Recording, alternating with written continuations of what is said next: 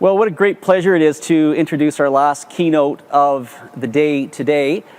Grover Norquist is president of Americans for Tax Reform, but he is a friend to freedom fighters all over the world. He has done so much in his own country for the cause, but he's done a lot internationally, and he's always made himself available for us in Canada, whatever we're working at, and we're really, really pleased to have him join us here today. So I want to talk to Grover about coalition building. I want to talk about his Wednesday meetings, the things he does that helps the movement work together. But I can't resist at least a few questions on events of this week, which are the elections. So I'm going to start off first, Grover, asking you for your quick take on the election and what does it mean for the conservative movement in the United States and to some extent the world.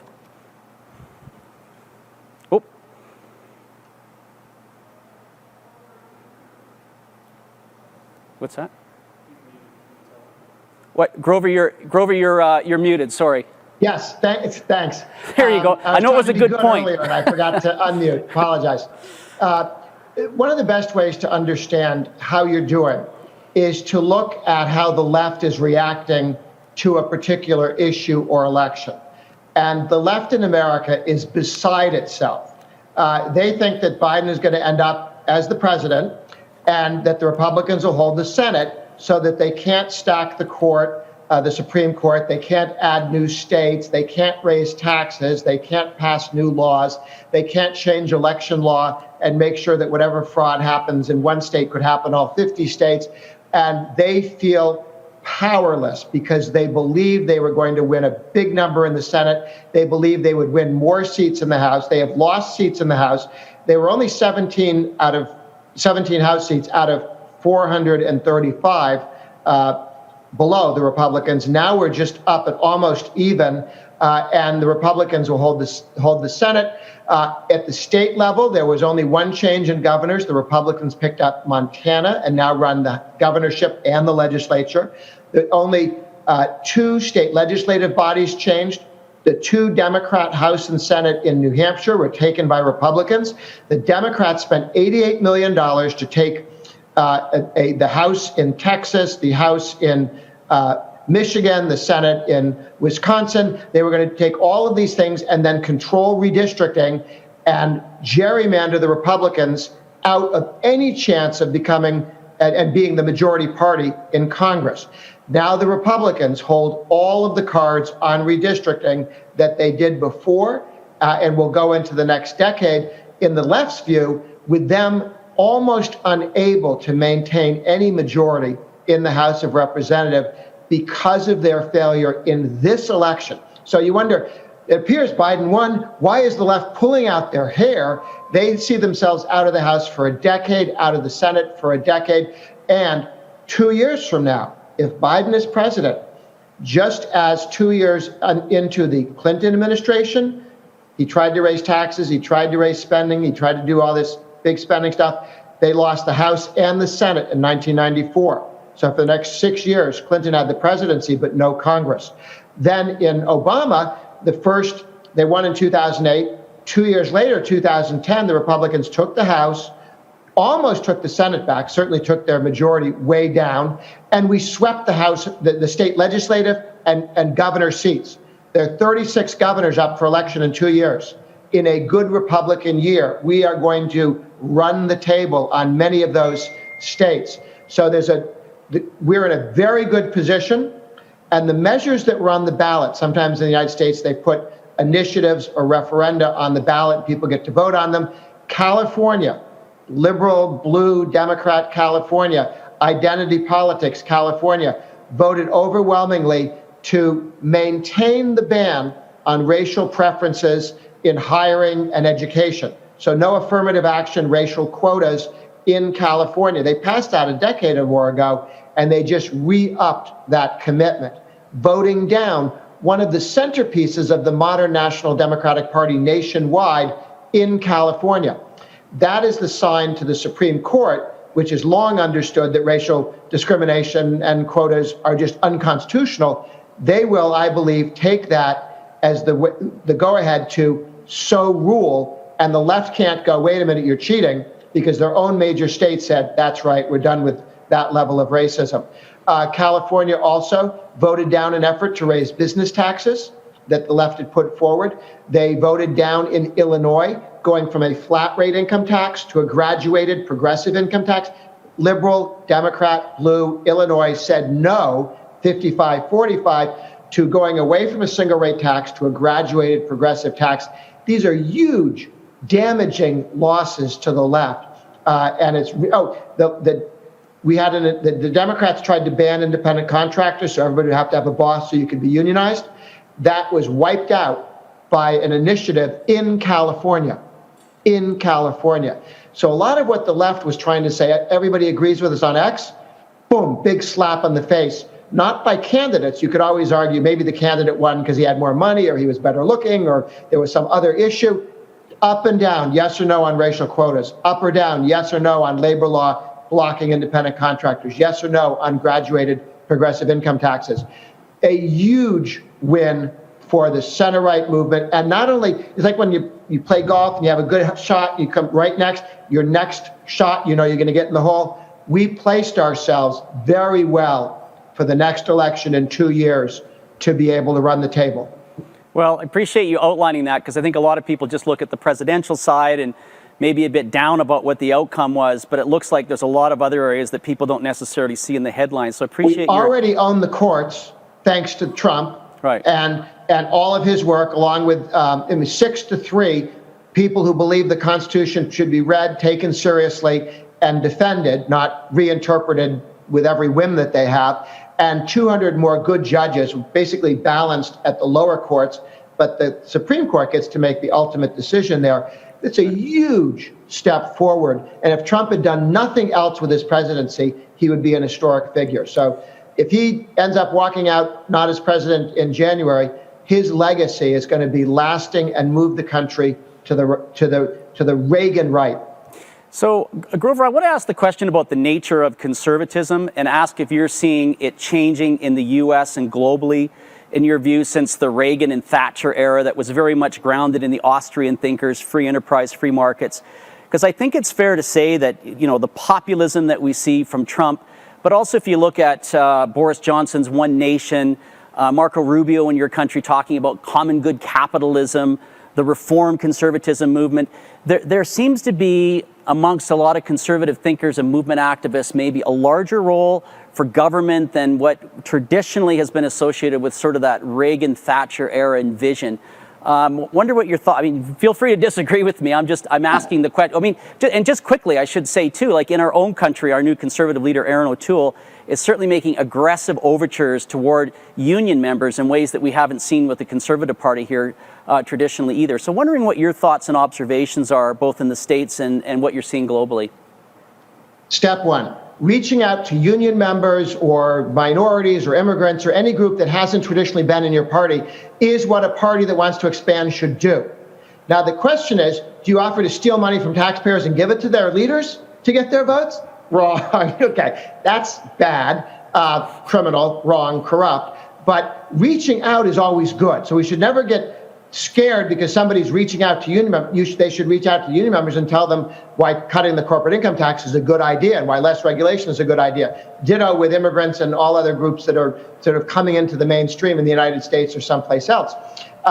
Secondly, you will always have Republican intellectuals, self-appointed intellectuals, trying to come up with something other than Adam Smith, Jefferson, Washington, and the Constitution because they feel so...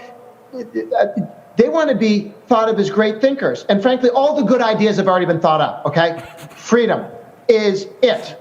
There isn't anything else. And they keep, no, I could improve on a free society by shooting these three people or bludgeoning these other people into something nice. Not a lot of that, but just some, or stealing somebody's money and giving it to somebody else like me to do good things with.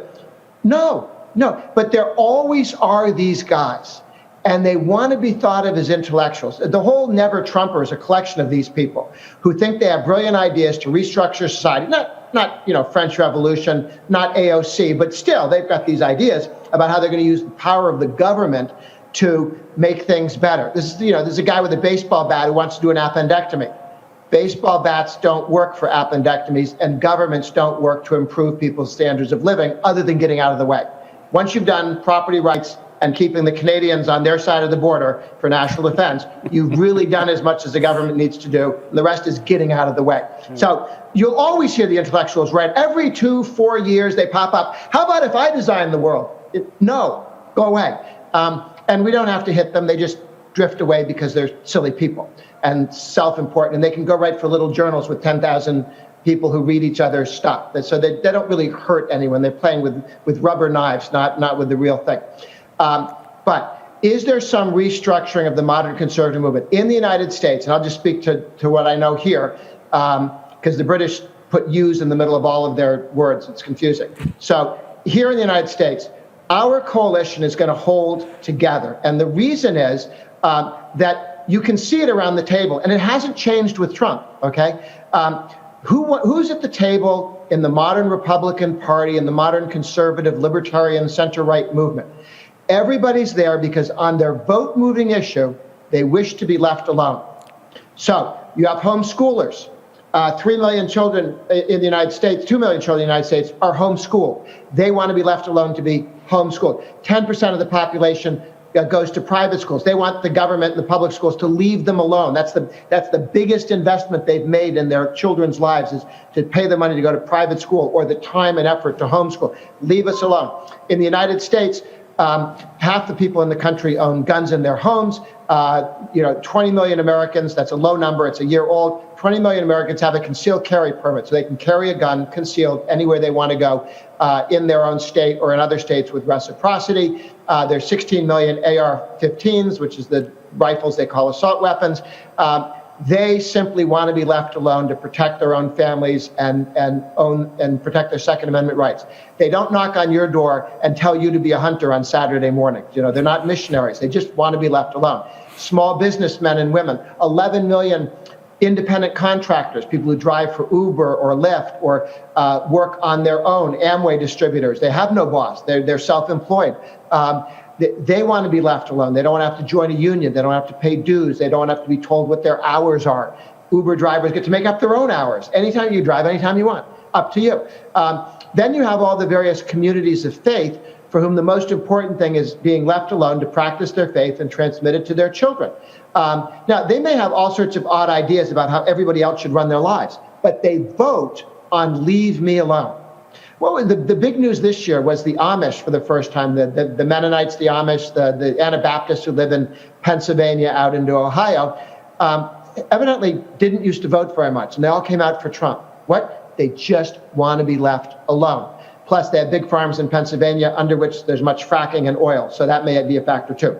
So what you have is a coalition, and I recommend it in any center-right country. I think it's the stable coalition, because nobody wants anything at anyone else's expense.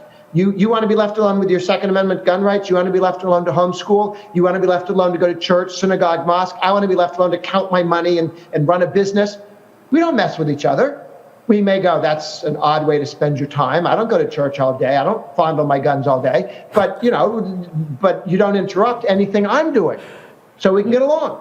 And all you have to have is the candidate and the party in the middle, and the candidate says, I'll leave your kids alone, your education alone, your homeschooling alone, your guns alone, your faith alone, your business alone, your property rights alone, your 401k, your life savings.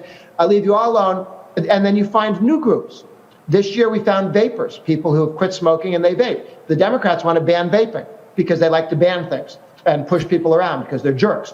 But there are 13 million of these people who vape, and they are big fans of Trump, who promised not to annoy adult vapors in the United States. So there are always these new groups. 100 million Americans have a 401k or an individual retirement account where you actually save money with shares of stock, and your company may do it for you or you do it for yourself. But 100 million Americans have a savings plan like that, which means every time the stock market goes up, 100 million people get a monthly notice, or you can go online and check 5 times a day if you want, the exact value of your life savings, 100 million.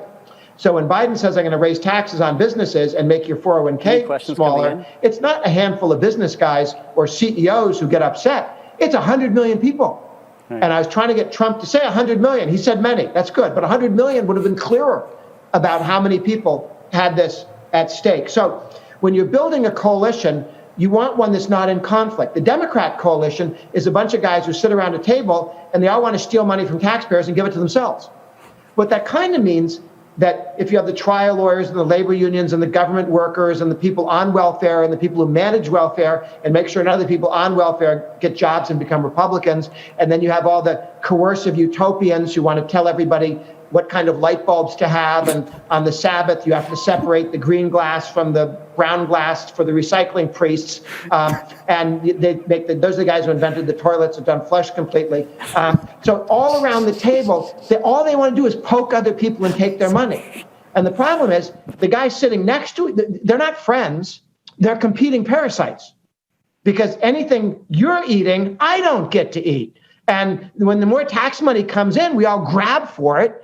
And if there's not enough, we start fighting among ourselves. So they have to bloat the government really large in order to have enough people happy.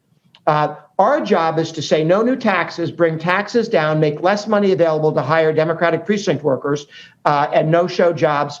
And then they're just fewer of the other team. And then they sneak off and go get jobs and become real people and join our team, become part of our coalition. So you make fewer of them by not leaving. If you want to avoid cockroaches, you don't leave food out under the sink. And if you want to avoid people dependent on government who vote for more government, stop handing out money and leaving it on the table for them to pick up. You say, no, you want to get money, go get a job. Oh, that's a new rule. Yeah, that's a new rule. And then you live with that. So the coalition in the United States holds together. Trump did not disrupt this. He gave us judges that made everybody at the table happy. Freedom of religion, property rights, equality before the law. Everybody loved his judges. He cut taxes, which meant everybody had more of their own earnings to do whatever they wanted to. Buy more guns, give more money to church, build buildings, whatever you want, up to you, okay? And so these are the decisions, deregulation, let more people do more things and have more choices and so on. The two areas where he was a little different from Reagan was he was more hostile to free speech, to free trade, talking about using tariffs as a way to get China to behave, but he just got in a trade war and never got the part about getting the trade barriers down. That didn't happen. And then the other one is immigration, where he's a little more hostile to that American farmers need workers. American businesses need workers.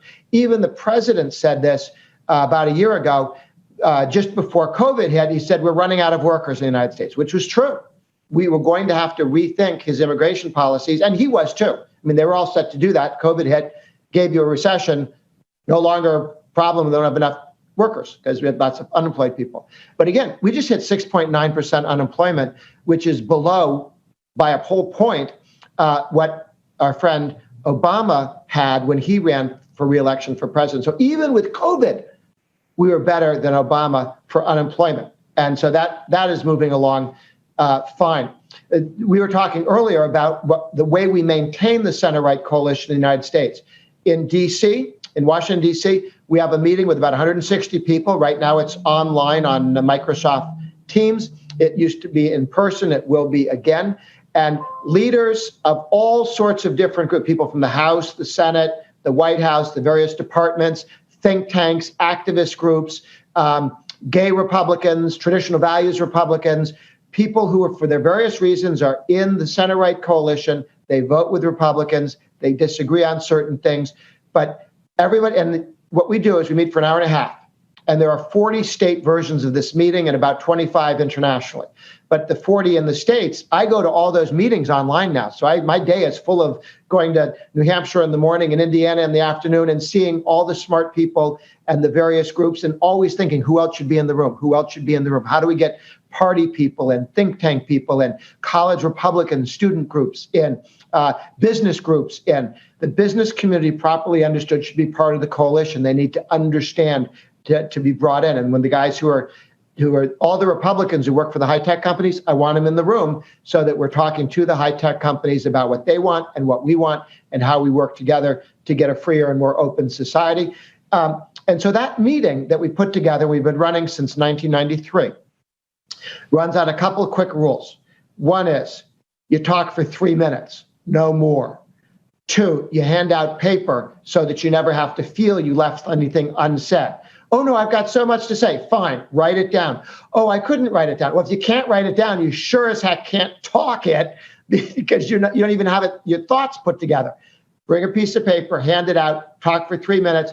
2, you talk about what you're doing, not what your ridiculous hopes and aspirations are, not why you're mad at the president because he didn't do what you wanted, not that the world has gone to Hades since the Reformation. Pick something that you're doing that's forward-looking and that you're in charge of. Now, if you're trying to get the president to give a speech on your topic, that's a plan. Tell us about that. But the president ought to give a speech that said this is not a discussion point. You're wasting everybody's time. So you talk about the future, what you're doing. You talk for 3 minutes, no arguing. Somebody disagrees because they have they can talk to you later, or they can present next week on what they're doing, which may be slightly different than what you're doing. But no arguments, no just back and forth. And with that, one, everybody understands what everybody else in the movement's doing.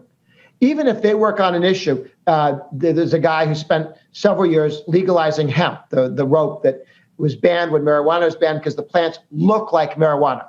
Okay, it's not marijuana, but it looks like it. And if you're the police, you might as well make hemp illegal because it's too much work to try and decide whether it's hemp or marijuana. That's now been legalized in the United States, and we're moving forward. But he would come in and talk about what he was doing and the votes he was getting and who he was having work on this and what states were doing it. And let's say you didn't care about hemp being legalized, but you needed to know that congressmen, senators, people in the press, activists are using up bandwidth on that issue and that's going on. And sometimes you'll want to have a vote on something and they're voting on hemp. Get what everybody else is doing. You have to have 360-degree vision to know what everybody else in the movement's doing. And then you find lots of ways to work together because you're not in conflict on these things. How can you work together? How can you make this move forward? So, and also, you learn to talk to the whole movement at once. It's very easy for the pro-life people to talk to pro-lifers in such a way that they would scare everybody else, or at least confuse them. Or the gun people would talk in ways that people go, I don't know about that, I'm confused. What? Because they talk in jargon to each other. So you need to learn to talk in a way that everybody in there, people who get your issue and people who don't understand your issue yet, get what you're saying.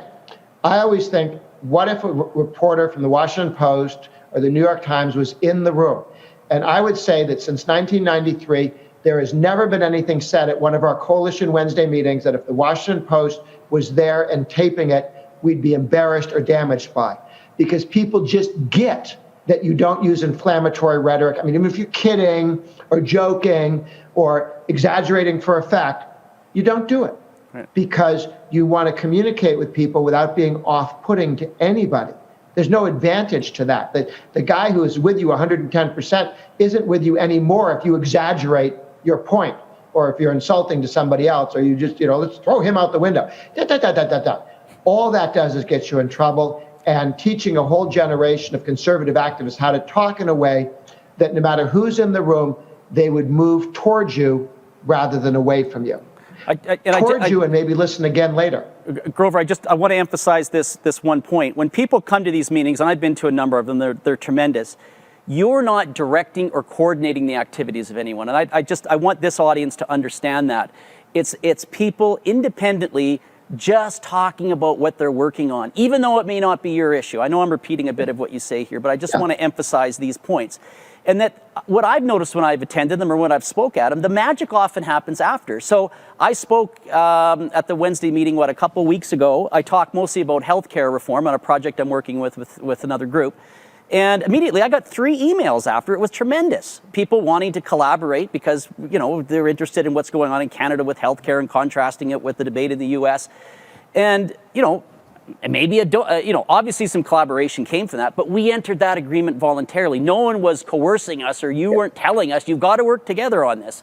And so I want you to just maybe just zero in on that point, because I really want everyone to understand that that's the success that I've observed from us in Canada when I've come down and seen those meetings. The magic sort of happens after, but at least you get a big picture of all of the kinds of things that people are working on. And from there, you can enter into those kind of arrangements to move whatever issue it is forward. People get invited by me or with my permission just to make sure that somebody's coming who actually does things and who's not combative and would be annoying to people, okay? Some people might come to present once, but usually it's about 400 people on the list, and 160 people come on any given day. I mean, some people come, we meet weekly. So you could come every 2 weeks and you're there a lot, but it's 160 people sort of steady, but maybe 400 people on the list. And just what you said, the reason I set up this meeting different from other meetings that happen in DC was, there's this great anecdote about a guy who comes into a sculptor's workshop and he sees this beautiful sculpture of Zeus, the Greek king of the gods. And he says, that's so wonderful. How did you possibly make that marble statue of Zeus? And the sculptor said, well, I started with a big block of marble and I removed all of the bits that don't look like Zeus.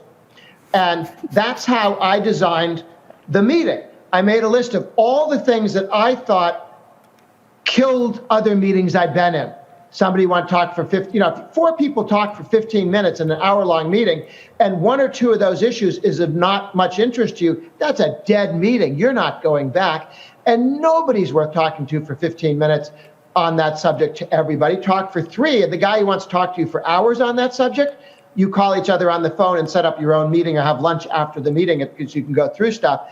But you want people to talk for 3 minutes briefly, and again, you're quite right. People put themselves on the agenda. As I go through life in a week, I hear about somebody doing something cool. I said, that's great. Could you present on it?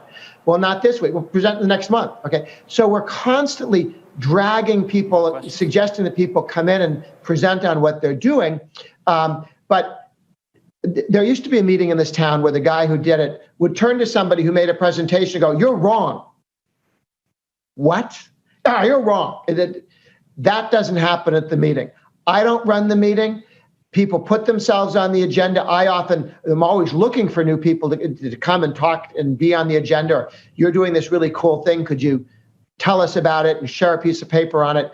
But when you're the presenter, it's your meeting for 3 minutes in your handout. You own that meeting. Nobody tells you what to do. And nobody, if somebody has an idea, nobody has to join them on it. Grover, I want to ask this question too, because a lot of people say, oh, that works in the United States, but it won't work in country X, Y, or Z. And that's obviously bunk. I think there's 22 plus of these coalition leader meetings going on in other parts of the world. What have you heard? What stories have you heard? What experiences have you gotten back in terms of these meetings going on in other countries around the world? The Japanese meeting was the first, and it's still going. It was sort of a part of the Liberal Democratic Party that thought of themselves, they want to be the Newt Gingrich of Japan. And so they built out from there, the business groups as well as party people. Very good structure. In Denmark, they've got a great meeting. I mean, it's going very, very well. They just keep bringing in people. And again, enough different people come in and talk during an hour, you just learn so much that you didn't know was going on, that you say, I'm going to come back to this meeting to know what everybody's doing. They're smart people. I want to play with somebody who's doing this project or doing that kind of a project. In Chile, I often get the argument from people, oh, we don't have groups like that in our country. And I got that from Dario Paya, the state senator from Chile, conservative guy. And he said, oh, we don't have groups like that. And he wanted me to come down and do some training for his party activists. I said, I'll come, but I want to stay Monday. And I want to put everybody who runs some sort of meeting that you know about together. And let's have them all introduce themselves and say what they're doing for 3 minutes. And then from there, decide if they want to meet again. They had more than 30 groups. He's telling me that we don't have groups like that. But when they started looking, some of them were regional, and they all went around the table and they said, oh my goodness, I didn't know you guys were out there. We can work together. And they set up a monthly meeting, which has flourished. I guess I haven't dealt with a country that in looking couldn't find enough leaders and activists and talent And donors love to go to meetings like this thing because then they get to see 5, 6, 10, 20 groups do stuff about who should they give money to and what kind of things they should support. Political leaders, state legislators, federal, national elected officials come and present on their bills because they want support. And in any business group, there's somebody there who's actually principled center-right person. Maybe the whole Chamber of Commerce of Florida isn't good, but there are a couple of, invite them. Invitations are for people, not structures. There's not a Microsoft seat. There's a seat for Suhail Khan, conservative, longtime Republican activist who works for Microsoft, and he's always welcome. And he can bring somebody else if Microsoft is doing something good that they want everybody to know about, or getting attacked and could use some help. But the invitations are for people, not structures, because inside any business group, there's somebody who's no stinking good. Right. And you can't have them told, oh, you've got the token to go to the, no, you don't. The meeting is for somebody that we know and trust and who does have some sense of a broad-based coalition and wants to be part of it. They may identify other people inside that group that could come play later, but you don't invite somebody willy-nilly because there's not a position for the guy from AT&T or even the Republican Party of Kansas. You want to make sure it's a coalition-friendly person. Right. Grover, I want to respect your time, but we do have quite a few questions coming in. So sure. Scott's been with me, you know Scott, and he's been summarizing a few of the questions. So I think he'll put a couple to you, and okay. And we'll see what we can do. Go ahead. Sure. Grover, the first question we got here is, what's the most creative or innovative tactic for moving an issue forward that your group or another group in the U.S. has done recently? Well, one that I like is the Taxpayer Protection Pledge that we put forward in 1985 to help pass the tax reform bill. And it was a pledge that somebody wrote, I pledge to the American people that I will oppose and vote against any tax increase. 2 witnesses, dated, signed. And we did that in order to convince the Democrats that we would never vote for a tax reform bill in '86 if it was secretly a tax increase. You know, they go in and in the smoke-filled room, they come out and tax reform turns into a tax increase. We had 100 congressmen, 20 senators, and 1 president who said, we're out if this turns into a tax hike. It never did. It was actually a tax cut. And then that became something people used in elections to win primaries, to show that they were serious.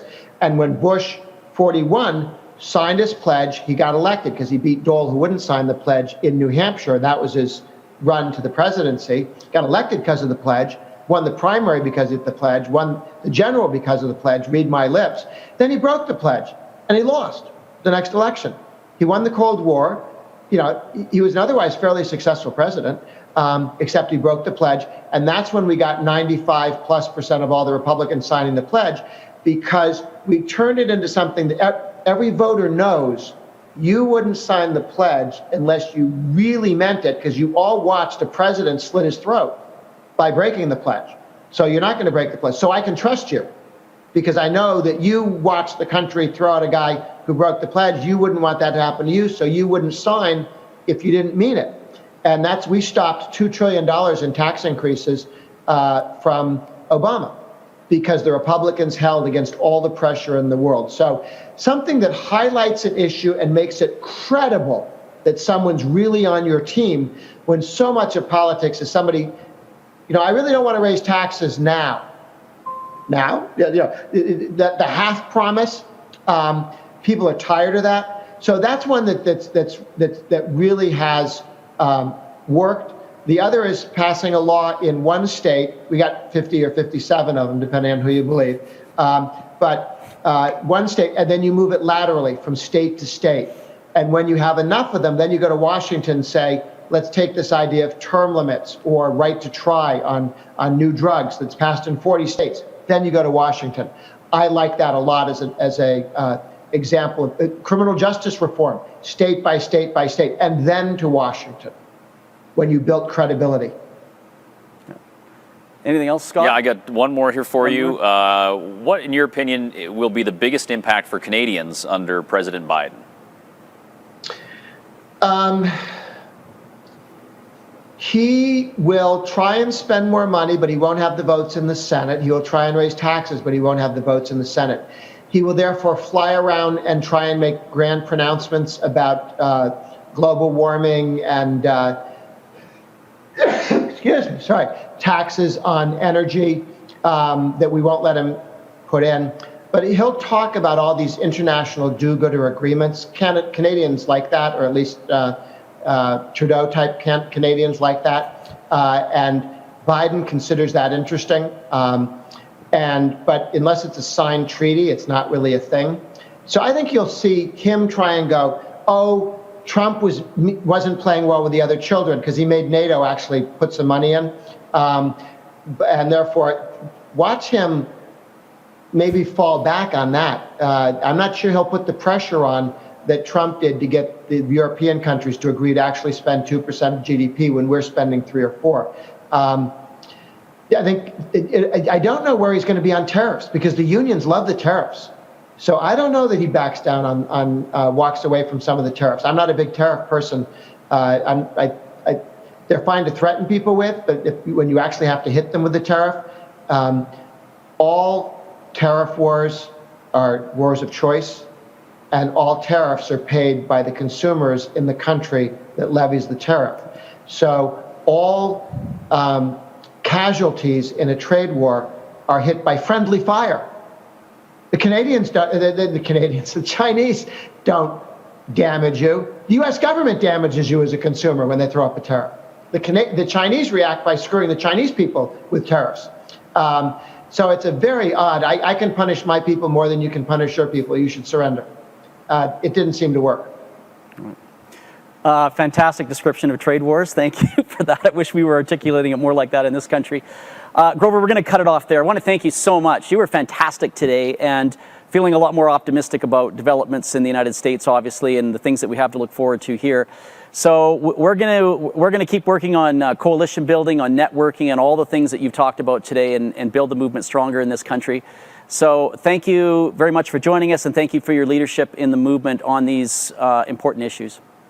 And every time you guys move ahead in Canada, it always makes news in the United States and helps buttress the idea that the Republican Party is not alone in trying to promote liberty. Right. Well, thank you very much.